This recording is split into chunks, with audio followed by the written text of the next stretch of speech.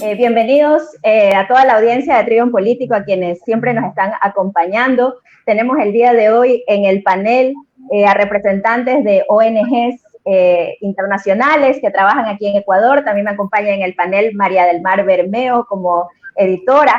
El día de hoy vamos a topar un tema extremadamente fundamental para el país, para nuestra sociedad, que es la realidad social desde la perspectiva, desde la óptica de estas ONGs que no solo este año han trabajado aquí en el país, sino que ya tienen muchísimos años, décadas algunas, trabajando mano a mano y directamente con la realidad social que tenemos aquí en el país, ¿no? Primero voy a dar la introducción a María del Mar, luego vamos a ir con la organización Techo, nos acompaña la representante de Juconi y el representante de Fútbol Más, y también tenemos a la fundadora de Bengala Advisors, quien es una socióloga, que también nos va a dar una perspectiva general del tema, ¿no? Entonces, el tema que nos convoca el día de hoy es la realidad social de Ecuador y una perspectiva desde las ONGs. Solamente para dar una introducción, tengo aquí unos datos que los he sacado de la revista Plan B. Bueno, el Ecuador a diciembre de 2019, el 25% de la población estaba catalogada como pobre, es decir, 1 de cada 4 ecuatorianos, ¿no?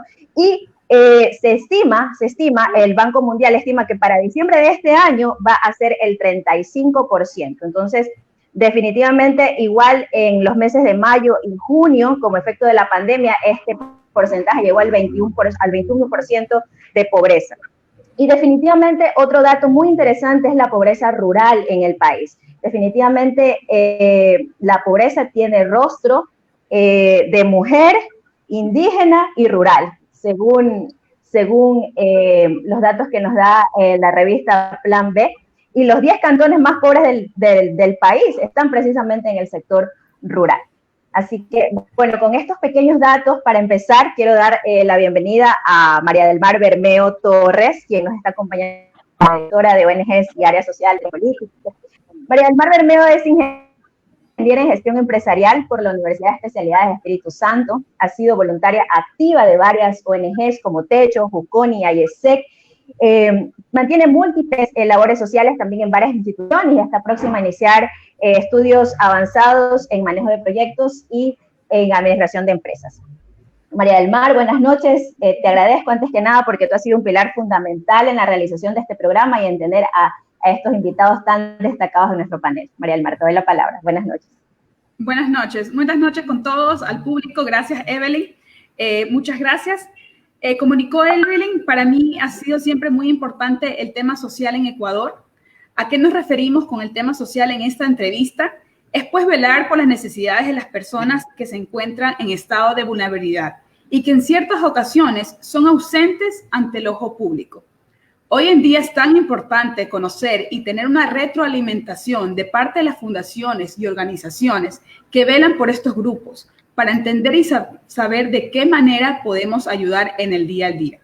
Y más que hoy, que estamos viviendo una pandemia que nadie la vio venir y que agravó muchas cosas y situaciones para el resto del mundo. No quisiera decirlo, pero podríamos decir que las personas que están en estado de vulnerabilidad la están pasando muy difícil y hoy más que nunca nos necesitan.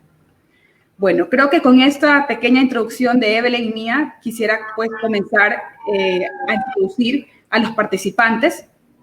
En esta ocasión vamos a comenzar con la Fundación Techo. Para mí es un gusto dar el paso a la primera ONG que tenemos esta noche. La representa Sebastián Noceto. Bueno, Sebastián Noceto es contador público y hoy se desempeña como director ejecutivo de Techo Ecuador. Previamente fue director general Buenos Aires, sede sur de Techo Argentina. Sebastián, buenas noches. ¿Cómo estás? ¿Qué tal? Buenas noches. Antes que nada, agradecerle ahí a Evelyn y a María del Mar por habernos invitado a este espacio. Es sumamente importante poder visibilizarnos. Y bueno, un poco como para contar, Techo es una organización social liderada por jóvenes presentes en 18 países de Latinoamérica y la iniciativa surgió en Chile allá por el año 1997 a partir de un grupo de jóvenes que descubrió la difícil e injusta situación de pobreza en la que vivían miles de personas en su país. Y de ahí fue expandiéndose a lo que fue los diferentes países de Latinoamérica. Ahí en el 2008 es que llegó acá al Ecuador. La organización como propósito tiene, por un lado, superar la situación de pobreza en la que viven millones de personas en los asentamientos, y por el otro lado tiene como propósito formar jóvenes voluntarios y voluntarias a través del vínculo con los y las pobladoras de las comunidades. Ahora bien, ¿cómo nosotros hacemos para superar o para lograr estos dos propósitos? Y lo hacemos a través de 4 pilares. Entonces ahí tenemos como primer pilar fomentar el desarrollo comunitario, segundo pilar promover la conciencia y la acción social, tercer pilar incidir en política y el último pilar que es el desarrollo institucional. Básicamente es a eso lo que se dedica la organización y nada, una breve reseña y historia de cómo surgió. Muchas gracias, Cristian. Muchas gracias por todo lo que nos acabas de mencionar en una breve descripción, como acabas de decir, de la Fundación. Sabemos que Techo realiza muchísimas cosas y aparte está en tantos países, ¿no? Ahora voy a dar la palabra, por favor, a Emanuel. Emanuel tiene 27 años, es director ejecutivo de la Fundación Fútbol Más en Ecuador. Es ingeniero en Administración de Empresas de la Universidad Tarapacá de Chile, especialista en Innovación y Emprendimiento Sostenible y Gerencia en Marketing de la Universidad Católica del Perú, especialista en Emprendimiento y Estrategia de Espacio de la Escuela de Negocios en CAI, Costa Rica. Por favor, Emanuel, bienvenido. Ayúdanos un poco, hablarnos un poco sobre lo que es Fútbol Más para nuestro público. Claro que sí. ¿Qué tal? ¿Cómo están? Buenas noches con todos los presentes, con todos los que pueden seguir la transmisión. Buenas noches, Evelyn, Sebas, Rocío, María del Mar y Daniela. Para mí es un honor poder estar compartiendo con ustedes un poquito de lo que nos une en realidad como organizaciones sociales. Comentarles también que Fútbol Más nace en el año 2008 con el objetivo de poder promover la resiliencia y también la felicidad en niñas, la felicidad en niños y también en jóvenes. De los cuales viven en contexto vulnerable socialmente. Y cómo es que a través de la herramienta del fútbol, del deporte, una herramienta muy fuerte, se puede construir vínculos, se puede construir estos lazos, insertándonos en el corazón de los barrios para trabajar con 2 actores básicamente, con la infancia y también con toda la comunidad.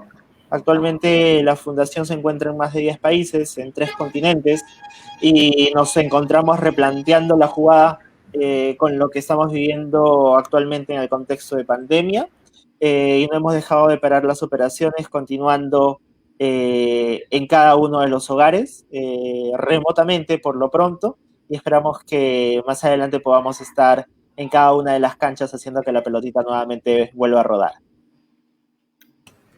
Interesante, Manuel, muchas gracias. La verdad, la niñez y la juventud son el futuro y me parece extraordinario que usen el fútbol, ¿no?, como una herramienta para poder desarrollar muchas cosas en estos niños que están en una situación, podría ser vulnerable, como hemos estado hablando. Rocío, le voy a dar la palabra a usted, pero antes quisiera presentarla. Rocío Pérez es la directora ejecutiva de la Fundación Juconi, es psicóloga clínica, máster en gestión de procesos y máster en gestión de calidad por la Universidad de Valencia. Rocío, por favor, ayúdenos hablándonos un poco sobre Juconi. Ante todo, muchas gracias, Evelyn y María del Mar, por la invitación. Es realmente un placer estar con Sebastián, con Emanuel, con Daniela y con ustedes dos, hablando de lo que nos apasiona, que realmente es el trabajo que nuestras organizaciones realizan. La Fundación, junto con los niños Juconi Ecuador, tiene 25 años de haberse creado en el país. Inicialmente su ámbito de acción era la erradicación del trabajo infantil, pero esta problemática se descubrió que estaba totalmente ligada a casos de violencia intrafamiliar, revelando otro eje más en nuestra intervención, lo que se ha ido asumiendo paulatinamente, generando una metodología de intervención que tiene 3 componentes principales. Un componente que es la intervención psicoterapéutica, psicosocial, un componente que es la prevención y otro componente que es la incidencia política que llamamos. En el componente de intervención psicoterapéutica, un grupo de profesionales de psicología y trabajo social realizan visitas domiciliarias en donde durante estas sesiones se trabaja con un plan de intervención de acuerdo a cada problemática de cada familia. En el campo de la prevención abordamos 3 ejes que también son muy importantes, que es precisamente hacer prevención de la violencia intrafamiliar, conociendo que esta tiene un fuerte impacto en la violencia social, y también hacer prevención sobre otro tipo de riesgos psicosociales que están constantemente presentes en las comunidades donde trabajamos, que es el tema del consumo de drogas y, por otro lado, el tema también que cada vez es más recurrente del embarazo precoz. En el tema de incidencia política, trabajamos junto con otras ONGs, principalmente ONGs que trabajan en el noroeste de Guayaquil, donde realizamos una serie de acciones en red, tratando de fortalecer los recursos, de potenciar los recursos que tenemos para poder tener un mayor impacto en la población. Perfecto, Rocío. Muchas gracias. Cabe que recalcar que, bueno, pues la Fundación Juconi trabaja bastante en lo que es el sector de Guayaquil, zonas urbanas, pero a diferencia, Techo y Fútbol Más sí trabajan en otras ciudades, no solamente es en Guayaquil. Pero, sin embargo, se sabe que también pues, la Fundación Juconi ha tratado de impartir sus conocimientos a otras fundaciones para que también se haga una réplica en otras ciudades. Igual, las 3 trabajan a nivel nacional. Evelyn, por favor, te cedo la palabra. Sí, gracias, María del Mar. Bueno, y tengo el gusto también de presentar, en el panel nos acompaña Daniela Bermeo Torres. Ella es fundadora en Bengala Advisor, es licenciada en Sociología y Ciencias Políticas, máster en Business Entrepreneurship por la Universidad Complutense de Madrid. Y Daniela tiene como misión apoyar el crecimiento de emprendedores, pero creo que ¿quién mejor que ella para decirnos? Daniela, cuéntanos un poquito sobre tu trabajo, sobre lo que haces, danos una introducción. Muchísimas gracias por la invitación. Bueno, yo tengo el gusto también de haberme vinculado con cada una de las organizaciones que están aquí presentes el día de hoy. Realmente Juconi fue la primera con la que colaboré hace más de 15 años. Es una fundación maravillosa. También fui parte de la administración de Techo en varios países. Fui parte del equipo durante algunos años, así como también fui parte de la administración de Fútbol Más aquí en Ecuador. Así que para mí es un gustazo poder formar parte de este foro de 3 de las organizaciones sociales que más estimo, que más aprecio, y pues realmente que conozco el trabajo que han podido realizar, sabiendo perfectamente de que es un trabajo esencial que forma parte del desarrollo de nuestra sociedad, particularmente pues desde la óptica del desarrollo socioeconómico. Hemos, como Bengala Advisors, trabajado en varios proyectos de apoyo hacia el sector emprendedor. Entonces, muchas de las familias, por ejemplo, que se encuentran en el sector urbano y periférico de las ciudades, sobre todo en una ciudad portuaria como Guayaquil, que es donde tenemos nuestro eje de trabajo, buscan siempre maneras de generar nuevos negocios, nuevos ingresos. Incluso, pues, es una parte esencial de la fuente de ingresos de las familias. Entonces, aparte del trabajo de apoyo social y comunitario que se puede lograr desde cada una de las organizaciones, luego de que yo pues decidí emprender en Bengala Advisors, una consultora que provee servicios de diferentes tipos. Comenzamos con servicios de responsabilidad social empresarial, pues se comenzó a diseñar proyectos relacionados a la responsabilidad social empresarial y cómo éstas se vinculan con cada una de las ONGs. Y el sector privado es un sector muy importante de apoyo para las ONGs, porque de ahí viene una gran parte del financiamiento. Esa fue una de las áreas donde yo me enfoqué durante algunos años. Y pues esa responsabilidad social aquí en Ecuador sobre todo ha ido creciendo. En otros países, por ejemplo en Chile, está bastante avanzada, pero de todas maneras es algo que se va a seguir fomentando, me parece, en Latinoamérica, pues no, estas alianzas entre las ONGs y el sector privado, obviamente el sector público también, pero desde el sector privado y las ONGs se ha podido lograr muchísimo. Entonces, como Bengal Advisors hemos podido contribuir a proyectos relacionados al apoyo del sector de microempresarios, emprendedores, de diferentes ámbitos socioeconómicos, para que pues generen sus propias fuentes de ingreso a pesar de, en algunos casos, estar desempleados. Por ejemplo, este programa que somos parte todavía, Misión Ecuador, lo comenzamos justo después del terremoto en Manabí. Entonces, en ese momento muchas familias perdieron sus empleos, así como tal cual como ahora en la pandemia. Entonces, sí es importante que las familias de diferentes sectores tengan capacidades, herramientas que les permitan, en caso de crisis o en caso de desempleo, poder desenvolverse. Entonces, desde ese punto de vista, pues, siempre estamos colaborando en diversos proyectos que puedan apoyar precisamente al desarrollo de este aspecto, desde la parte de las herramientas y conocimientos, o sea, capacitación para saber qué hacer, cómo emprender, cómo empezar un negocio, muchas veces desde cero.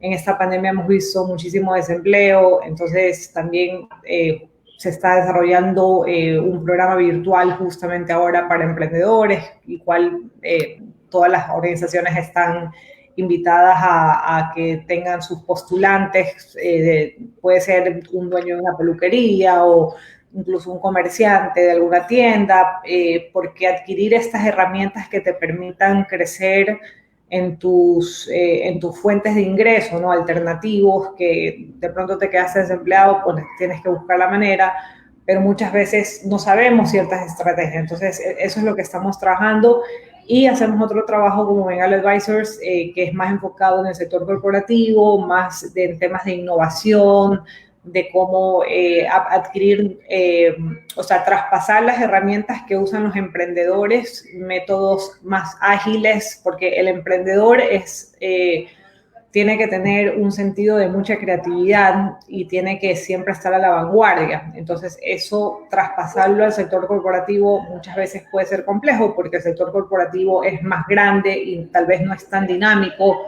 como un emprendimiento más pequeño, donde puedes cambiar de la noche a la mañana. En cambio, cambiar una empresa de 300 personas puede ser un poco más difícil. Entonces, estamos llevando estas herramientas que sirven mucho a los emprendedores hacia el sector privado corporativo, para que las apliquen y aprendan a cómo ser más dinámicos mediante herramientas de innovación. Entonces, en esos dos ámbitos, pues estamos trabajando ahora, y eso es lo que puedo resumir en breves rasgos de lo que estamos haciendo en estos momentos.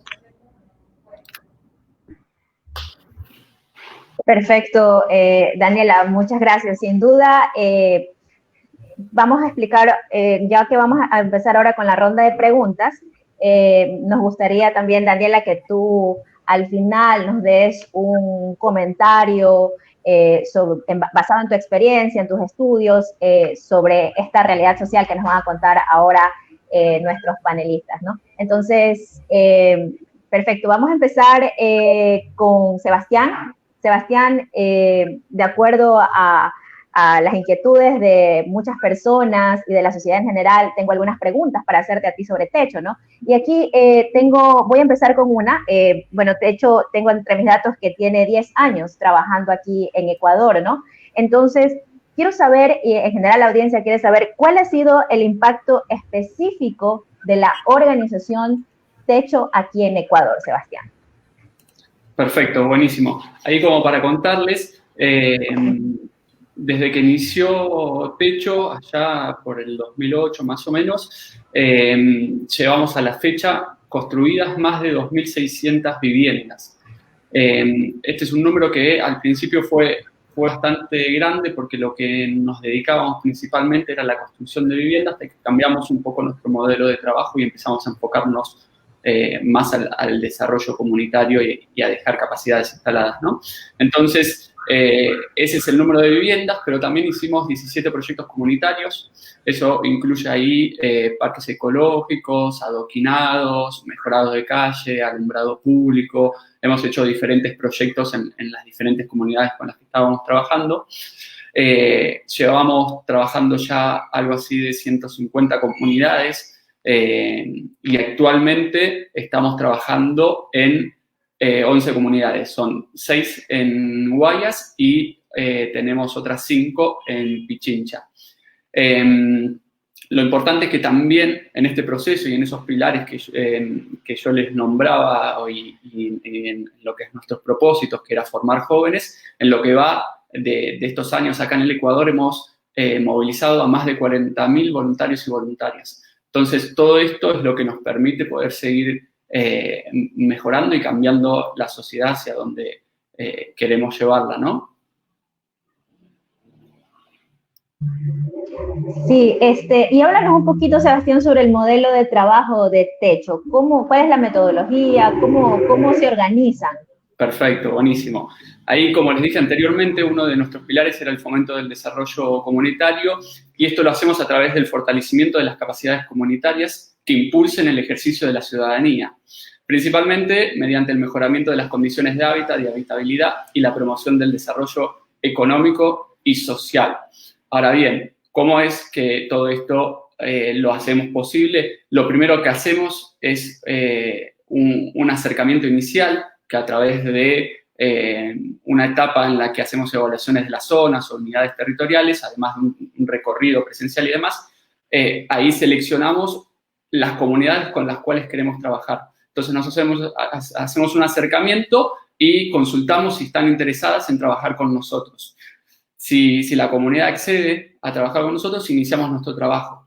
Entonces, como segunda etapa, lo que hacemos es conformar lo que nosotros llamamos una mesa de trabajo, que es un espacio en el cual vecinos y vecinas, junto a voluntarios y voluntarias de Techo, empiezan a reunirse periódicamente como para poder diagnosticar cuáles son las principales problemáticas que tiene la comunidad y poder planificar un plan de acción que se pueda llegar a ejecutar.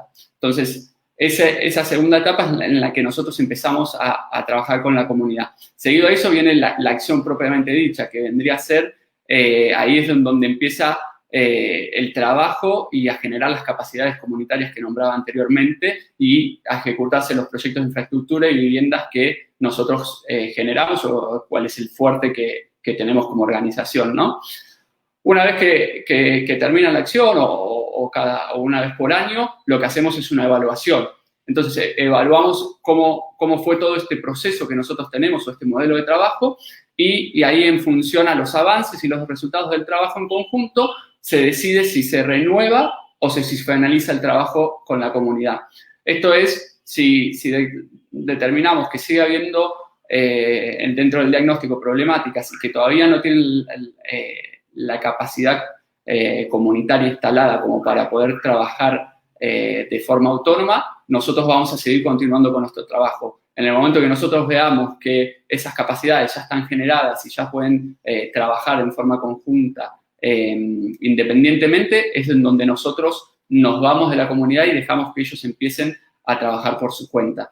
Básicamente, ese es nuestro modelo de trabajo y por eso la diferencia trabajamos en 150 comunidades en lo que va de nuestra presencia en Ecuador y actualmente solo estamos en 11. Es un ciclo que se va como renovando, o sea, cambiamos las comunidades, pero en constante momento estamos como trabajando, ¿no?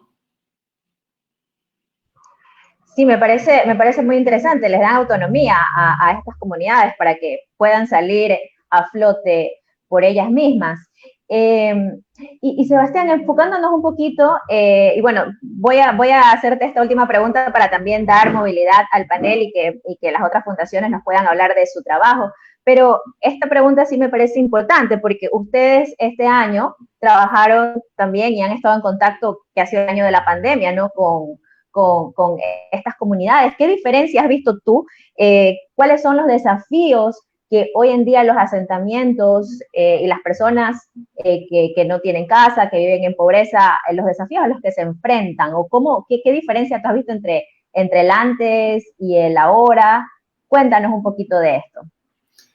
Buenísimo, sí, ahí como para sumar un poco a la información que pasabas, ¿no? Al inicio de la cantidad de personas en el Ecuador en situación de pobreza, que decías ahí bien que a finales de 2019 era un 25%, 1 de cada 4, vivía en situación de pobreza, que este índice es un índice por ingreso que estima que mensualmente, si una persona gana menos de $84,42, es considerada una persona en situación de pobreza. Imagínense que si tenemos una de cada 4 personas que gana menos de $84 mensuales para vivir, ¿cómo lo hace, no? Entonces, las condiciones que se presentan en estos asentamientos es bastante complicada, ¿no? Imagínense que en la mayoría de los asentamientos en los que trabajemos y mayormente también en toda Latinoamérica, uno de los principales factores es el hacinamiento, ¿no? El hacinamiento como la cantidad de metros cuadrados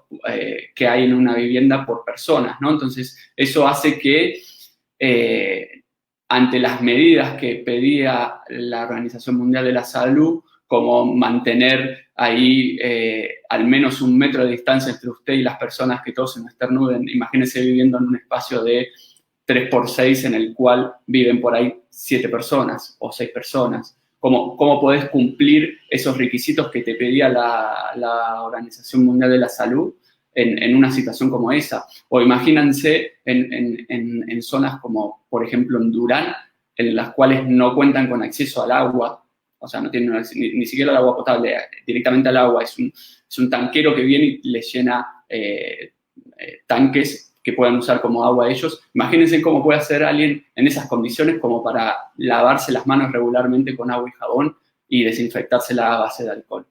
Sí, no tiene ni siquiera esos $84 que gana mensualmente, ¿cómo los hace para destinar para comprarse un alcohol en gel, considerando que en las peores épocas acá valían fortunas esos alcoholes en gel en ese momento? Entonces, todas esas situaciones hacen que la situación ante una pandemia en los asentamientos sea mucho más grave, ¿no? Entonces, ahí lo que fue pasando es que toda esta situación de la pandemia hizo que la situación en la que ya vivían estas personas, este 25% de la población, ya empiece a empeorarse. Entonces, si bien hoy no tenemos datos sobre la pobreza a la fecha, seguramente a fin de año salgan los nuevos reportes oficiales, sí tenemos datos respecto de los desempleos, ¿no? Y ahí es importante ver cómo fue cambiando de los indicadores que teníamos a finales del año a hoy, a septiembre, que son los últimos datos que tenemos, y podemos ver que hubo una caída de 800.000 empleos que se perdieron, ¿no? Entonces pasaron a ser de empleo adecuado a subempleo. Eso significa que redujeron la jornada o pasaron a hacer un trabajo informal, ¿no? Y el desempleo, comparando diciembre de 2019 a septiembre de 2020, cayó en 3 puntos. O sea, 336.000 ecuatorianos y ecuatorianas se quedaron sin trabajo, probablemente por el tema de la pandemia, ¿no? Entonces, toda esta situación que nos marca un poco cómo van hacia dónde va a tender estos índices de pobreza hacia fin de año, nos marca que la situación iba a ser mucho más compleja, ¿no? Imagínense que, dada esta situación, de los que ganaban $84 mensuales, empezaron muchos que se quedaron sin empleo o empezaron a ganar menos. ¿Cómo hacían como para poder sobrevivir a esta situación de pandemia, ¿no? Entonces, la verdad que es mucha la diferencia que hay entre la complejidad de sobrevivir a una pandemia en un asentamiento y la que por ahí puede tener el resto de la población en Ecuador y en América Latina.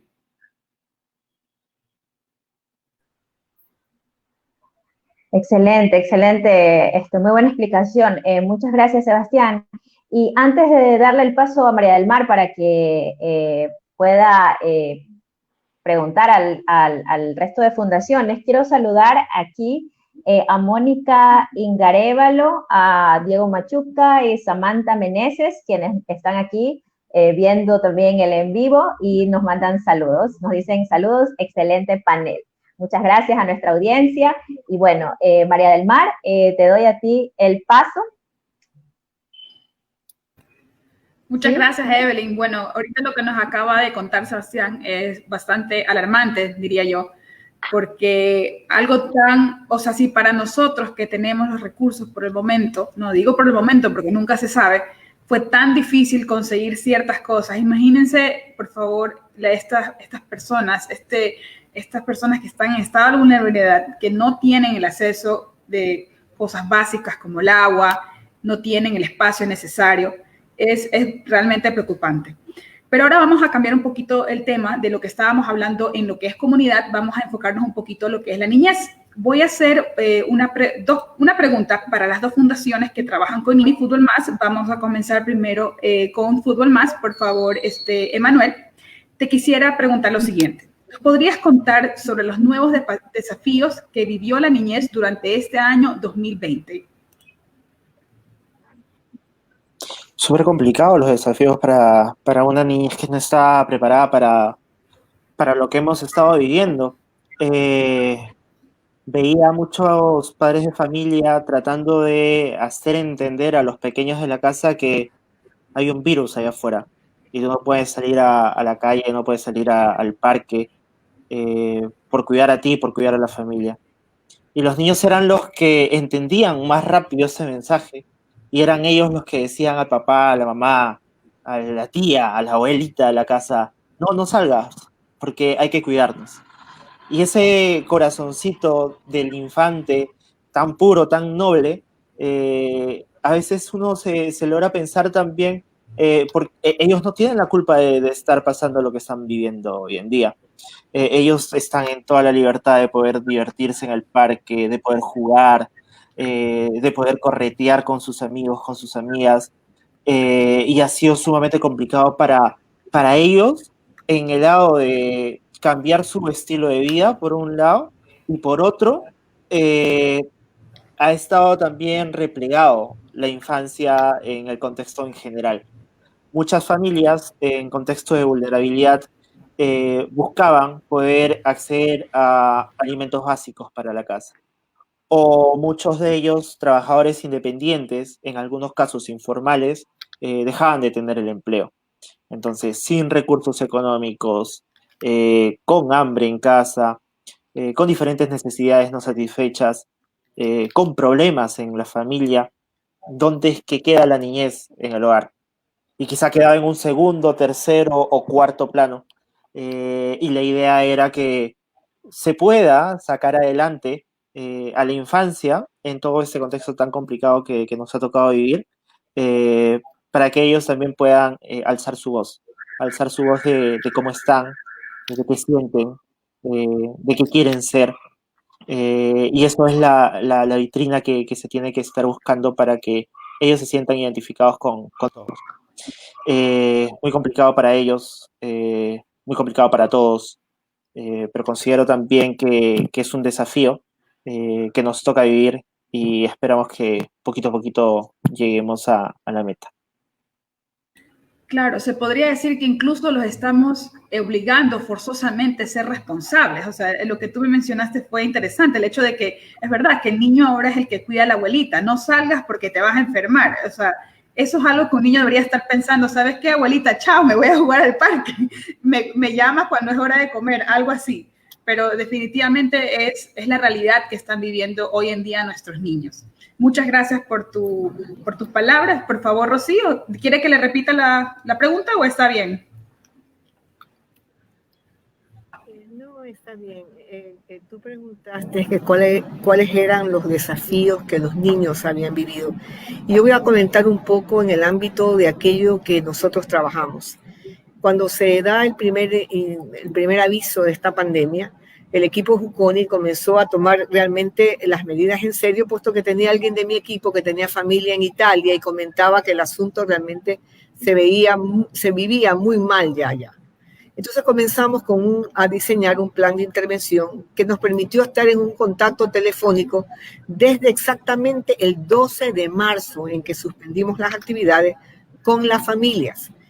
Cambiamos nuestra metodología de intervención diseñando un protocolo de atención vía telefónica donde se registraba una bitácora diaria para poder hacer seguimiento de la familia, porque estábamos inmensamente preocupadas por todo el impacto que el confinamiento iba a generar en familias donde la economía de subsistencia es diaria, donde no existe un refrigerador.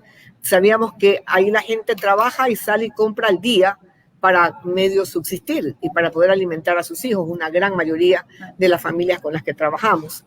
Entonces, ¿Cómo fue evolucionando esta situación de la respuesta de los niños? Había un cierto grado de incredulidad, inclusive cuando hacíamos el primer abordaje, para hablar de este peligro externo e invisible.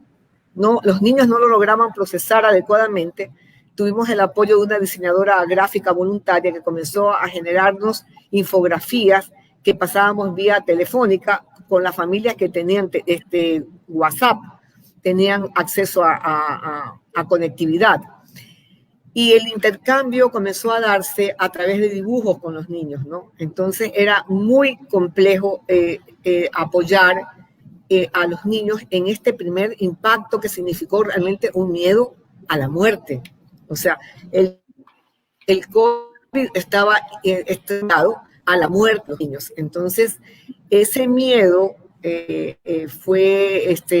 causó mucho una reacción positiva en cuanto al cuidado. En otros estaban realmente niños en un estado de alguna manera. No sé si me están escuchando porque ¿sí me escuchan? Un ratito, sí. Ahora sí, por favor. Continúe. ¿Sí? Entonces, el principal desafío para los niños fue realmente este peligro invisible, ¿ya? A darle forma, ¿ya? Y luego a tener una reacción frente al virus de protección. Tuvimos realmente en el seguimiento telefónico diario que organizamos para las familias, las que tenían casos más graves de violencia intrafamiliar, en las que temíamos mucho que el hacinamiento, el encierro, la falta de los niños de poder salir, la falta de alimentos para alimentar a sus hijos, generase una respuesta de mayor violencia y frustración frente a los menores en el hogar. Muy rápidamente comenzamos a buscar ayuda y nos fue realmente muy bien. Pudimos entregar una canasta de alimentos muy rápidamente que de alguna manera supla semanalmente lo que los padres no podían generar y que tuvieran por lo menos alimentos básicos para generar una alimentación medianamente proteica para sus hijos.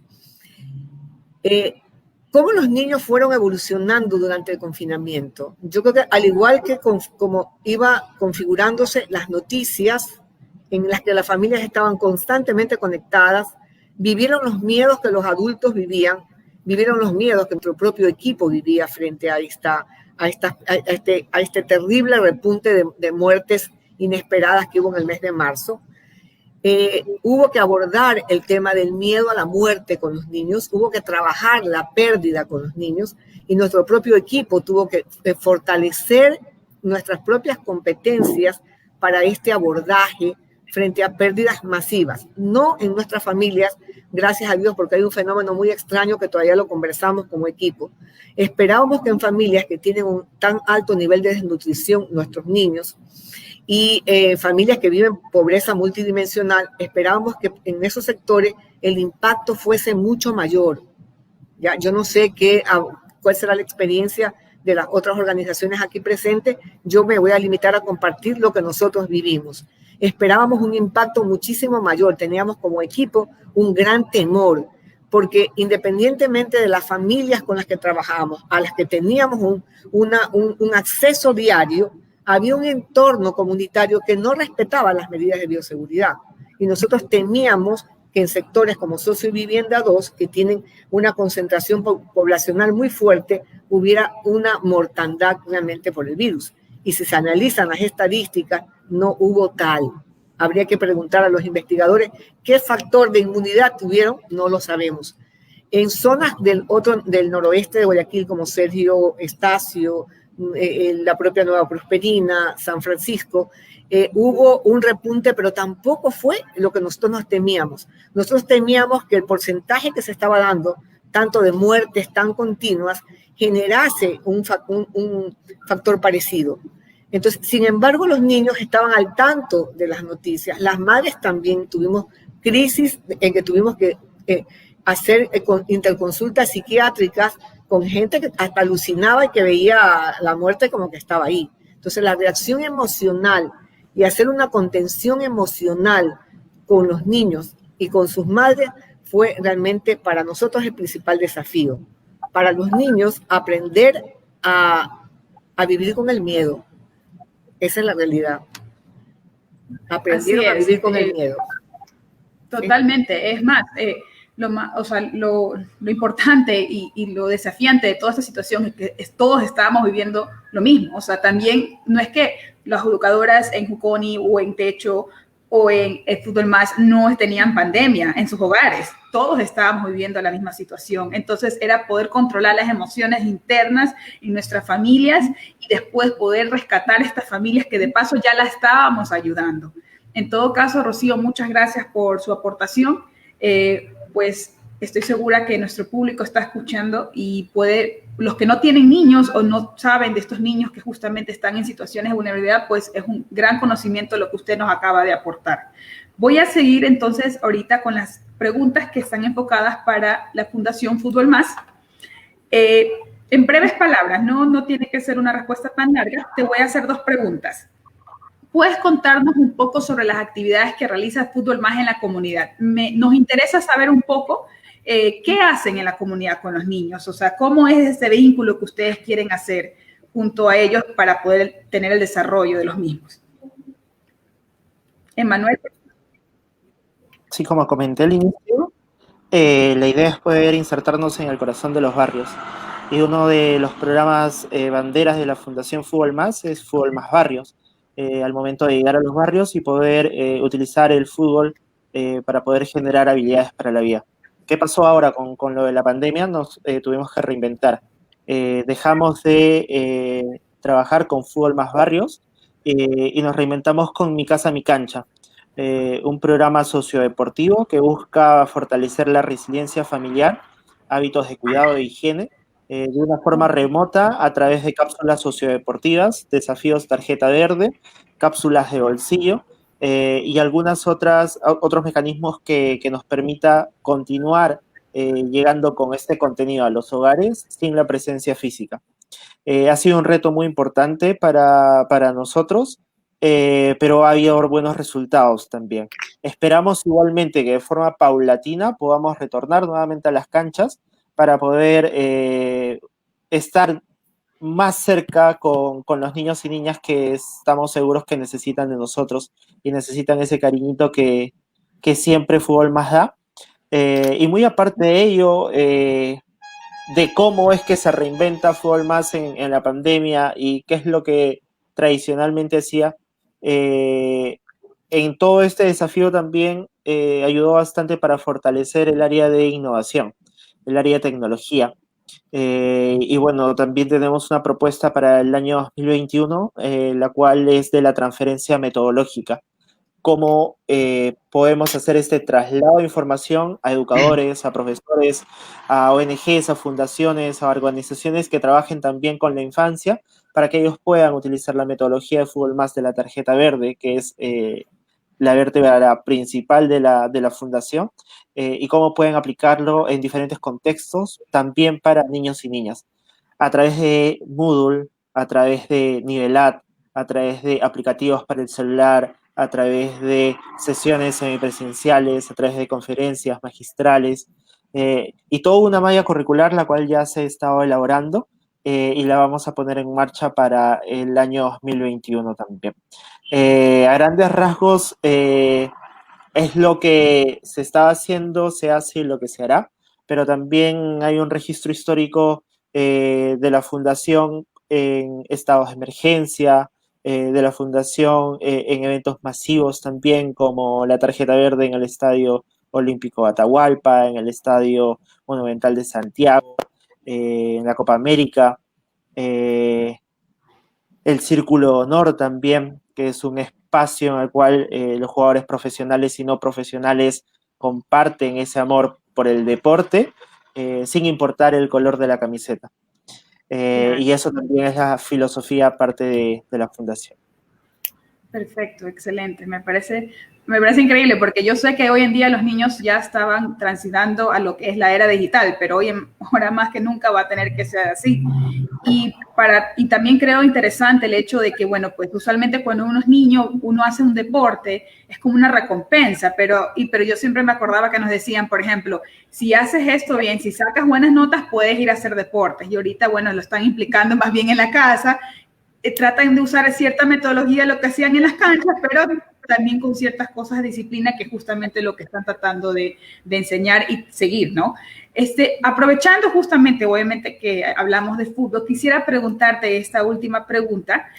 ¿Por qué se eligió el fútbol como la herramienta más idónea para el desarrollo de la niñez en las comunidades vulnerables? Una breve explicación, porque igual ya nos ha hablado mucho, pero algo concreto para también entenderlo y compartir. Súper, muchas gracias. Es muy bonita la pregunta y la trato de explicar lo más sencillo posible. En un barrio puedes tener poco o en un barrio puedes tener mucho, pero lo que siempre vas a tener en un barrio es una pelota de fútbol. Es el idioma universal que hace que las personas se puedan juntar en un espacio físico sin necesidad de saber los nombres de las personas, sin necesidad de tener la misma edad, pero hace girar el balón en una cancha de tierra con 2 piedras de arco y vas a ver que toda la gente se va a juntar para disfrutar lo bonito que es el fútbol. Excelente, me parece, es totalmente cierto. Siempre se ha visto en barrios, en la misma, en la empresa, ¿no? Las típicas, bueno, no sé en Ecuador, no sé ustedes, pero en Ecuador siempre es las Olimpiadas y obviamente lo que se juega es el fútbol. No es que le dan, pero el fútbol es un deporte que une mucho, ¿no? Gracias, Emanuel, por tus respuestas. Ahorita vamos a continuar con Rocío. También nuevamente le pido brevemente un poco explicar a estas preguntas que les voy a hacer para igual que nuestro público conozca más sobre Jukoni. La primera pregunta que le voy a hacer es, ¿cuál cree usted que es la fortaleza de la Fundación Jukoni? Yo creería que, y sin temor a equivocarme, la principal fortaleza es el modelo, la metodología que se ha ido construyendo, una metodología que ha ido recogiendo los mejores aportes e innovaciones en lo que es terapia y intervención psicosocial. La mayor parte de las familias con las que trabajamos son familias que tienen heridas muy profundas, principalmente las madres con las que trabajamos tienen un 90% de las madres de las familias con las que trabajamos han sido víctimas de abuso infantil. Son mujeres adultas que arrastran traumas y que por lo tanto requieren un apoyo profesional sostenido para poder superar esos traumas y para poder llevar una vida normal y de alguna manera también recuperar esa capacidad interna para proteger a sus hijos de una manera en que ellas no fueron protegidas. Entonces, la metodología que se basa en la teoría del trauma y del apego genera y trabaja revinculando emocionalmente a la madre con sus hijos, al padre con sus hijos, para lograr entonces que este niño pueda tener un ambiente familiar más sano y se va rompiendo el ciclo intergeneracional de violencia. Al disminuir la violencia intrafamiliar o la violencia que a veces viene de género, del hombre hacia la mujer, el niño que es espectador, pero que a su vez el más grande se desquita su frustración y el dolor con el más pequeño con el gato, con el perro del vecino. Vamos de alguna manera también reduciendo la violencia social. Entonces yo creería que esta metodología que se ha ido enriqueciendo y fortaleciendo en el paso de los años y que, como tú bien decías, se ha compartido con 7 países, es una metodología generada y en Jukoni, Ecuador, y compartida con México, con Afganistán, Turquía, Tanzania, una serie de países donde hay organizaciones que trabajan también con una problemática de niños en extrema violencia. Los casos realmente que nosotros atendemos, o los que se han atendido en el transcurso de la historia de Jukoni, son casos realmente muy graves. Es muy difícil de entender cómo una madre, por ejemplo, puede amarrar a un niño a un poste y tirarle agua caliente. O sea, castigarlo de una manera tan horrorosa. Sin embargo, son hechos y son situaciones que ocurren y que nosotros como equipo tenemos que entender. Y más allá de la sanción judicial que se pueda acceder, es el hecho de volver a trabajar sobre quienes han ocasionado daño al niño. Procuramos que la familia recupere su rol de protección. No los llevamos solamente en casos muy extremos, los entregamos al sistema judicial para que los aparte del agresor. Usualmente, al trabajar la visita domiciliaria, al identificar el problema, la intervención es integral y se trabaja la parte emocional, la parte cognitiva de todo el entorno familiar. Entonces yo creería que esa es nuestra principal fortaleza y lo que ha permitido tener un éxito de un 95%, que es bastante, realmente frente a problemáticas tan complejas, pero es también porque la metodología contempla un proceso sostenido de mínimo 3 años de intervención con una visita semanal de un orientador, un psicólogo familiar y un orientador infantil. Entonces, es el proceso, yo diría que es la principal fortaleza. Este modelo es lo que trasladamos de alguna manera a lo que hacemos como prevención. Cuando hacemos prevención, estamos identificando, trabajando con el niño, el tema de que él es sujeto de derechos. Trabajamos con el niño para que ellos identifiquen cuáles son los riesgos psicosociales de abuso, de drogas que pueden estar en su familia y en su entorno. Y luego trabajamos con ellos sobre cuáles son las alertas que deben tener y que deben aprender a manejar para no dejarse seducir en muchos casos frente a casos de abuso sexual y en otros casos también dejarse llevar por el vecino o el amiguito que los induce cada vez más temprano al consumo de drogas. Perfecto. Así que yo creería que eso es nuestra principal fortaleza. Me parece excelente. Y como usted mismo lo ha dicho, o sea, esta metodología se ha transmitido no solamente a nivel nacional, sino internacional y está funcionando. Tal vez es un método que toma tiempo, pero efectivo. 95%. Es muy caro además. Bueno, entonces ahora como vamos a hacer por honor al tiempo, ¿no? Vamos a hacer las preguntas comunes que también les pido por favor que se demoren por lo menos unos 35 segundos para que igual todos puedan hablar, o en un aproximado, ¿no? Para que todas podamos hablar y cualquier cosa podemos dar chance para que el público, si es que hay una pregunta, la puedan hacer. Les voy a dar la primera pregunta. ¿Cuál fue el plan de contingencia que realizó cada una de las fundaciones para poder seguir ejecutando su misión? Algunos ya nos han hablado, quizás díganos un poquito algo que no han mencionado. Vamos a comenzar nuevamente Techo, después Fútbol Más y al final Juconi. Por favor, Sebastián. Gracias ahí, María del Mar. Bueno, lo que nos tocó fue reinventarnos. Creo que ninguna de las organizaciones estaba preparado como para una pandemia y nosotros básicamente lo que hicimos fue hacer un relevamiento para determinar cuáles eran las necesidades más como aumentadas por la pandemia y nos preguntamos cómo lo íbamos a hacer. Entonces lo que realizamos fue una encuesta telefónica a unas 176 personas en 13 comunidades de acá del Ecuador, entre Pichincha y Guayas. Y los problemas más importantes que se reflejaron fueron la escasez de alimentos y la falta de empleo.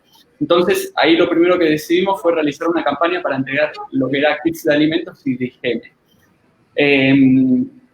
La campaña nos fue muy bien y logramos entregar a la fecha 9.735 kits de alimentos y 1.215 kits de higiene, donde se pudieron atender a más de 48.645 personas.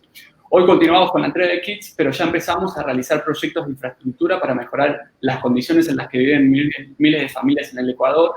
Y esto lo empezamos a hacer a través de la construcción de baños ecológicos, torres de agua y vivienda, como tratando de, atendido a la necesidad primera, que era la alimentación. Ahora lo que buscamos es poder generar infraestructura dentro de las comunidades para que puedan estar mejor preparadas ante una posible nueva pandemia o rebrote.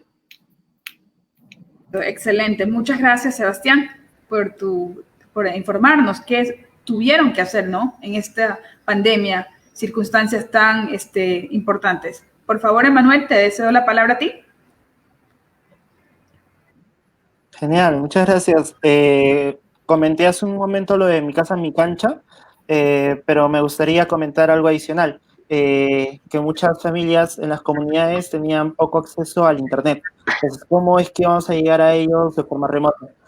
Hicimos un libro denominado también Mi Casa, Mi Cancha, que partió de Ecuador, y hubo una reproducción de más de 500 libros, los cuales fueron entregados mano a mano a cada uno de los niños y niñas, donde resumía cada una de las actividades en un libro muy entretenido, con espacios para colorear, con espacios de derecho a la infancia, con algunos retos, con algunos desafíos, y en la parte final encontrabas un diploma donde la lideresa o líder de la comunidad lo firmaba al momento de que veía que tú ya habías culminado con cada una de las tareas. Eso fue súper chévere también. Y lo otro es cómo es que estamos pensando en la vuelta a la cancha, porque es la idea, obviamente en su momento, pero tenemos todo un protocolo ya trabajado de cómo es que nosotros vamos a volver a la cancha con el distanciamiento social, con trabajos sin balón, con trabajos con balón, con trabajos en espacio reducido. Y este protocolo ya se ha puesto en marcha en Francia, se ha puesto en marcha en Paraguay con buenos resultados, y esperamos que muy pronto podamos regresar nuevamente a las canchas para seguir haciendo fútbol con las niñas. Wow, qué iniciativa tan linda, y de paso fomentan la lectura. Entonces es bastante interesante. O didáctico, bueno, de todas maneras es un libro, y eso es algo muy positivo para un niño que aprenda desde su para que aprenda en su temprana edad. Rocío, por favor, ¿nos puede ayudar con su respuesta? Sí, como les comentaba, lo primero fue modificar, como dicen los compañeros aquí, nos tocó a todos reinventarnos, ¿no? Y el hecho del acceso, la accesibilidad, la conectividad era la principal preocupación. Bueno, tuvimos desde que aportar, inclusive económicamente, con algunas familias con un pequeño bono para mejorar la conectividad. Y lanzamos una campaña que se llamó Juntos Podemos Cuidarnos, en el que tenía dos componentes: el tema de la parte de infografías para el cuidado frente al virus, y del otro componente, que era un componente de recaudación para poder acceder a alimentos para las familias. Y nos fue muy bien, tuvimos la colaboración de una ONG holandesa y de una japonesa, que nos posibilitó poder llegar con a alimentos a las familias, que en realidad eran 400 familias las que estaban involucradas en nuestros proyectos. Y bueno, y un mecanismo que nos ayudó inclusive, porque la entrega no era directa, sino que las ONGs compraban en una cadena específica y las familias iban a la tienda más cercana, y con eso redujimos el entrevística, un personal como el nuestro, que también tenía había el virus, o que ya tenían familiares fallecidos por el mismo COVID. Eso por otro lado. Nos lanzamos desde el 16 de julio a trabajar ya en los sectores, cumpliendo con todas las medidas de bioseguridad. Nuestro equipo se le dotó de equipos de bioseguridad, se contrató un expreso, y hemos comenzado los espacios de prevención con grupos de apenas 10 niños. Sin embargo, tenemos 180 años que estamos trabajando en dos comunidades, San Francisco y Sausalito, y nos ha ido bastante bien, ¿no? Consideramos que pudiéramos abordar mucho más ahora que ya se amplió el aforo. Sin embargo, nos mantenemos con esa misma número de niños, porque comenzaron un proceso y no lo queremos interferir con nuevos niños. ¿Qué más podría decir cómo hemos enfrentado la contingencia? Yo creo que también con una formación a nuestro personal mucho más puntual. Todos los viernes estamos ahí justamente trabajando sobre todas las situaciones que se presentan en la familia, de alguna manera caóticas. No estar las organizaciones sociales en sitio, al no estar inclusive a veces las autoridades, hay sectores que realmente se han caotizado un poco más, y nos toca ahora también estar constantemente monitoreando eso y reaccionando frente a lo que encontramos en las comunidades. Perfecto, muchísimas gracias, Rocío. La verdad que todo lo que ustedes han dicho ha sido súper enriquecedor. Yo he aprendido mucho, a pesar de que ya conozco las fundaciones. Siento que también nuevamente he aprendido mucho, y me siento más motivada para poder ver cómo podemos ayudarles, ¿no? Y con esto, antes de terminar la conversación con ustedes, quisiera que en una sola frase, si pueden, podrían dar un mensaje de conciencia al público, de acuerdo a la perspectiva. Porque ustedes están todos los días hablando de estos temas con sus compañeros, han visto en los lugares de asentamiento, o sea, un mensaje para el público de parte de lo que representa cada una de sus fundaciones, ¿no? nuevamente comenzamos, bueno, esta vez comencemos al revés, porque siempre tenemos a Sebastián. Vamos a comenzar con Rocío esta vez, para que sea un poquito más dinámica. Rocío, por favor, un mensaje. He dicho una oración, entonces lo que le pueda salir, que pueda dar como mensaje, como yo le digo, awareness para el público.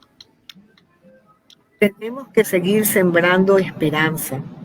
Tenemos que seguir colaborando con las personas más vulnerables, que son los niños, niñas y las familias más vulnerables de la ciudad y del país.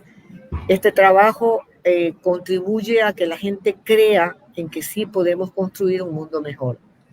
Perfecto, muchas gracias. Emanuel, te toca a ti, por favor. Bueno, en realidad no hay mal que por bien no venga, y este partido todavía no ha acabado.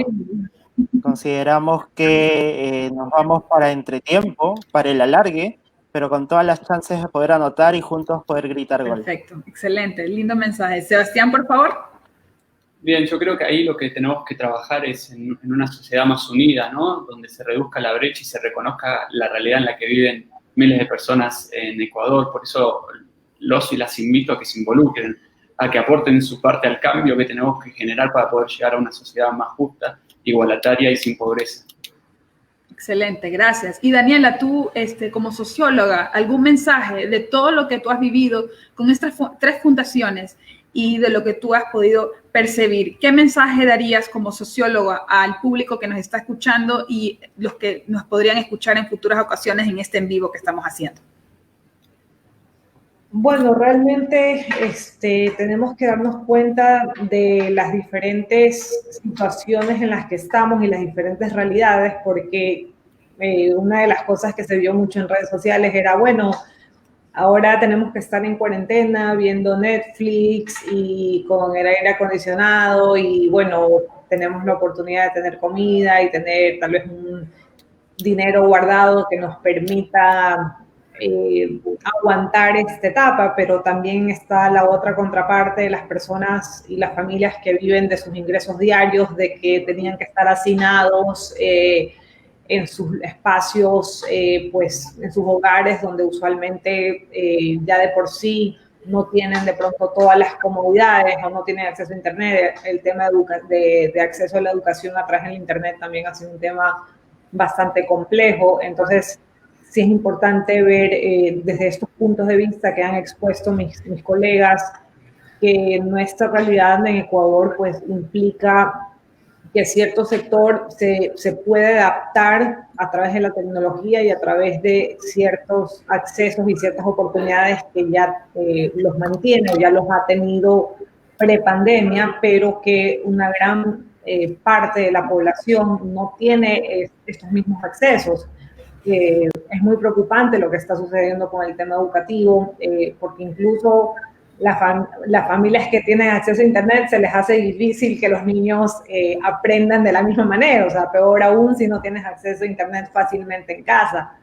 Entonces, todo este análisis pues ha sido muy acertado.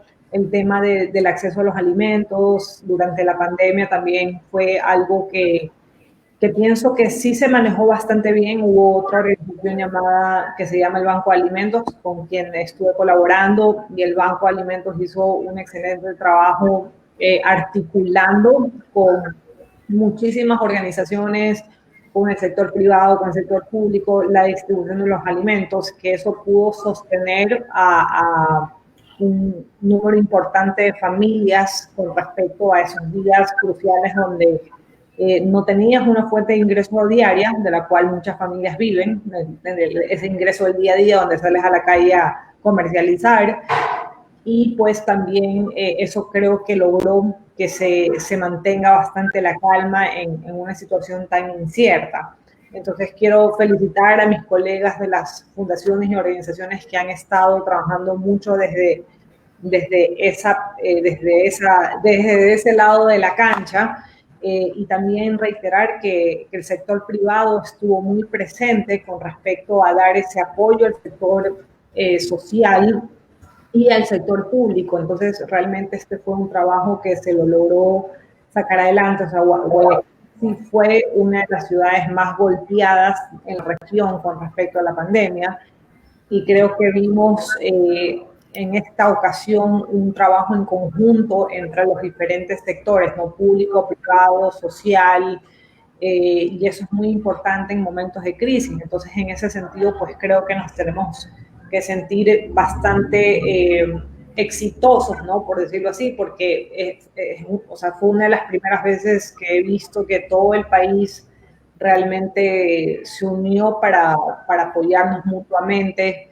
Hemos tenido ciertas otras crisis más sectorizadas, pero en esta ocasión vi una unión bastante importante y me parece que para la próxima, pues, va a ser o sea, para la próxima crisis, no tiene que ser una pandemia, pero cualquier otra crisis que exista, pues vamos a poder ver esa articulación muy importante, esta cooperación entre las organizaciones, entre el sector privado también, el sector empresarial se unió, se organizó, se generaron comités y todo el mundo se adaptó rápidamente a través de las herramientas tecnológicas que nos permite igual estar en contacto a pesar de que no podían haber reuniones presenciales. Entonces todo esto nos ha demostrado de que sí podemos sacar adelante a un país en medio de una crisis y por qué no decirlo, o sea, vamos a poder reactivar nuestra economía, vamos a poder seguir aportando desde los diferentes ámbitos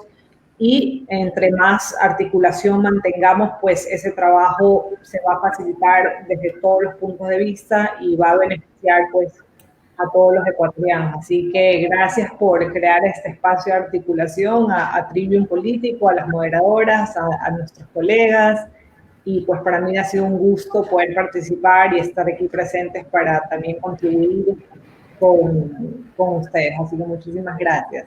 Muchas gracias, Daniela. Bueno, yo voy a intervenir una vez más y después le cedo la palabra a Evelyn. También una vez más agradezco a los participantes por haber compartido con nosotros. El tema social del Ecuador nos compete a toda la población. Hemos hablado de los desafíos y experiencias que viven nuestros niños, las comunidades alrededor de nuestras ciudades grandes y prósperas. Un país camina bien cuando el bien común nos concierne a todos. Les dejamos esta entrevista para que cada día que se levanten a trabajar o hacer alguna actividad, recuerde que cada granito de arena que hagan puede ayudar a mejorar la calidad de vida de otro ser humano. Juntos y unidos logramos más. También quería hacer un pequeño paréntesis, pues si quieren saber un poco más de las fundaciones, pueden visitar a Juconi en juconi.org.es o seguirlos en Instagram, Fundación Juconi. Futbolmas.org es la página web, seguirlos en Instagram en futbolmas.es y techoecuador.org, la página en Instagram es techo_Ecuador. Evelyn, te cedo la palabra. Sí, bueno, fabuloso panel realmente y me adhiero a las palabras de nuestro público. Aquí tengo, Osvaldo nos dice, saludos, excelente panel, muy realista la situación vivida. Mónica nos dice, qué lindo tema, gracias por esta radiografía de la realidad social de nuestro país a través de la experiencia de cada una de sus organizaciones. Muy generoso aporte. Y Maleka Russell también nos manda saludos. Bueno, realmente ya tenemos una hora aquí. Como yo siempre les digo, estos Facebook Lives los hacemos realmente de una hora. El tema nos queda corto, podríamos hablar todavía muchísimo más, pero creo que para una introducción nos ha salido muy bien. Yo de todo corazón felicito a quienes trabajan en las fundaciones, a quienes como voluntarios y líderes activos están trabajando juntos aquí por solucionar este grave problema que tenemos de la pobreza en el país. Estamos muy preocupados todos los sectores sociales porque este año se ha agravado todo. Entonces, el pilar fundamental que realizan las ONGs, al principio alguien nos estaba explicando que la ONG es un sector muy importante de la economía. Sí, creo que era Rocío. Y realmente esto debemos comunicarlo más, debemos comunicar más la importancia que tiene el trabajo de las ONGs aquí en el país, y creo que todos nosotros los ciudadanos que estamos aquí, vivimos, podemos también apoyar. Gracias, María del Mar, por darnos las redes sociales de estas fundaciones. Yo creo que con esto ya podemos dar por terminada esta valiosa charla. ¿Cómo haríamos? No, ha sido un placer realmente compartir con los compañeros que realizan un valiosísimo trabajo. También compartimos misiones parecidas y eso es muy importante. Les agradezco, como les decía, a todos, y esta publicación queda aquí para que la volvamos a ver, y luego también se sube en nuestros canales de YouTube y nuestros canales de Instagram. Vamos a sacar también extractos porque, como les decía, el tema es muy interesante como para seguir dándolo a comunicar a la sociedad. Es importantísimo. Bueno, con esto entonces me despido. Muchas gracias a todos y hasta la próxima. Chao, nos vemos.